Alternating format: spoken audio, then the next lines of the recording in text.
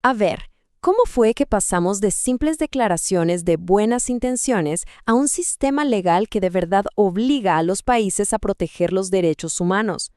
Hoy vamos a meternos de lleno en una de las evoluciones más importantes del derecho internacional. Esta frase que vemos en pantalla es literalmente el corazón de todo el análisis. El derecho internacional dejó de ser una sugerencia para convertirse en una exigencia. Pasó de decir, estaría bueno que, a, los estados deben hacer. Y ese cambio, créanme, lo transforma todo. Ok, ¿y cómo vamos a desempacar todo esto? Bueno, esta es nuestra hoja de ruta. Primero, el gran cambio de mentalidad. Después, la base legal de todo, la responsabilidad del Estado. Y para que quede súper claro, vamos a ver 3 casos prácticos: la discriminación, la violencia contra la mujer y los derechos de la niñez. Listo. Empecemos por el principio, por la base de todo. Para entender el resto, tenemos que entender bien esta idea. Hubo un cambio gigante en cómo pensamos los derechos humanos. Un cambio que va mucho, pero mucho más allá de un simple "no te metas". A ver, antes la cosa era bastante simple, ¿no? Se pensaba que un Estado cumplía con su parte si no hacía daño. O sea, no torturar, no censurar, no meterse en la vida de la gente. Pero ojo, el estándar ahora es muchísimo más alto. Ya no basta con no hacer daño. Ahora, proteger los derechos humanos significa que los estados tienen que actuar, tienen que remangarse y crear las condiciones para que de verdad todas las personas puedan vivir sus derechos. Pero claro, una buena idea no es suficiente. ¿De qué sirve cambiar la mentalidad si no se traduce en algo real, en algo que se pueda exigir? Y aquí es donde entra la pieza clave del rompecabezas: el concepto de responsabilidad del Estado. Este es el motor de todo el sistema. Y miren qué interesante lo que dice esta definición. Fíjense bien, porque acá está el truco. Un Estado no solo es responsable por lo que hace, no sé, la acción directa de un policía, por ejemplo. No, también es responsable por lo que deja de hacer. Si no investiga un crimen, si no previene la violencia, si no se asegura de que la justicia funcione, todo eso también es una falla del Estado. Y esto lo deja clarísimo. Por un lado tenemos las obligaciones negativas, que son básicamente el no hacer. No te metas, no violes derechos, es como el piso mínimo. Pero lo realmente transformador son las obligaciones positivas, el hacer. O sea, construir, legislar, educar, proteger activamente. Es acá, en el hacer, donde se mide el compromiso real de un país. Entonces, ¿qué significa todo esto en la vida real, en la práctica? Bueno, significa que las obligaciones positivas ponen a trabajar a todo el gobierno. No es tarea de un solo ministerio, para nada.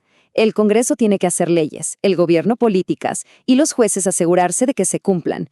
Es un trabajo en equipo para que los derechos dejen de ser un lindo papel y se conviertan en una realidad. Ok, ya tenemos la teoría. Ahora vamos a ver cómo funciona esto en la cancha. ¿Qué tal si lo vemos en un campo súper concreto? Hablemos de la lucha contra la discriminación y para eso vamos a usar el ejemplo de la CEDAW, que es la Convención Clave para los Derechos de la Mujer. Y acá nos topamos con otra evolución fundamental. Pasamos de una idea de igualdad formal, que básicamente dice la ley es igual para todos y listo, a algo mucho más profundo. Porque ¿de qué sirve que la ley sea igual si en la práctica un grupo empieza la carrera muchos metros más atrás? El derecho internacional ahora apunta a la igualdad sustantiva. ¿Y qué quiere decir eso? Que reconoce esas barreras, esas desventajas históricas y obliga a los estados a eliminarlas. El objetivo es la igualdad de resultados, una igualdad real.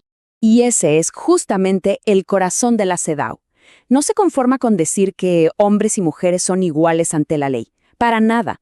Obliga a los estados a meterse de lleno a cambiar los patrones culturales. Por ejemplo, a revisar los libros de la escuela para que no repitan estereotipos, o a crear políticas para que más mujeres lleguen a puestos de poder. Es básicamente una orden de intervenir activamente para cambiar la sociedad. Y fíjense el alcance, es total. La CEDAW no se deja nada afuera. Entiende perfectamente que la discriminación se mete en todos lados. En la política, en la escuela, en el trabajo, cuando vas a pedir un préstamo al banco, incluso dentro de la familia. Por eso la respuesta que exige tiene que ser así, integral. Ahora avancemos un paso más. Hablemos de otro hito, Uno que le pone nombre y apellido a una de las formas más brutales de desigualdad, la violencia de género. Esta frase de la Convención de Belém do Pará es potentísima, porque no habla de la violencia como un problema de pareja o un hecho aislado. No, la pone en su lugar. Es una ofensa a la dignidad humana y es el resultado de una historia de poder desigual. Le da un contexto histórico y social. Y acá está el salto cualitativo de esta convención. Antes, lo que pasaba de la puerta para adentro se consideraba un asunto privado.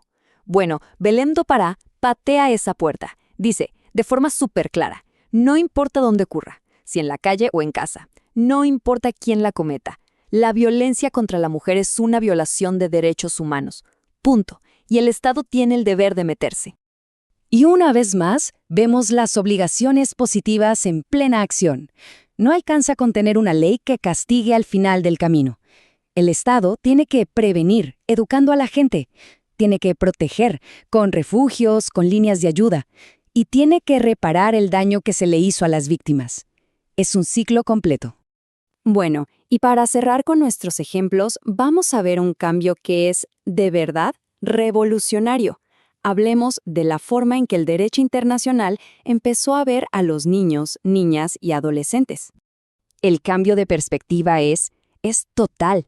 Miren, la visión antigua los veía como objetos de protección, casi como una propiedad de los padres que había que cuidar.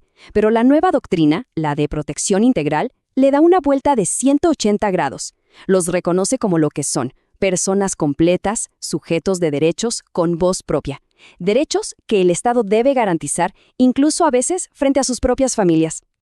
Y esta nueva visión se sostiene sobre 3 pilares fundamentales. Primero, el interés superior del niño, que funciona como una especie de brújula. Cualquier decisión que se tome, cualquiera, tiene que ponerlos a ellos primero. Segundo, el derecho a la vida y al desarrollo, que va más allá de solo sobrevivir. Se trata de que tengan todo lo necesario para crecer plenos. Y tercero, que es quizás el más revolucionario, el derecho a la participación. Por fin se les reconoce una voz y se les escucha.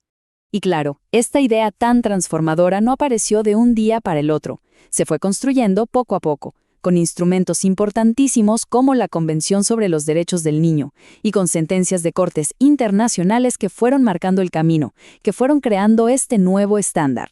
Entonces, haciendo un recuento, hemos visto un cambio impresionante. ¿Cómo pasamos de un simple catálogo de buenas intenciones a un sistema con obligaciones reales, concretas y exigibles para los estados? Pero, y esta es la gran pregunta con la que quiero que nos quedemos, ¿cómo hacemos para que todo esto, que suena tan bien en el papel, se convierta en una realidad para cada persona en cada rincón del mundo? Porque ahí, en la implementación, está el verdadero desafío.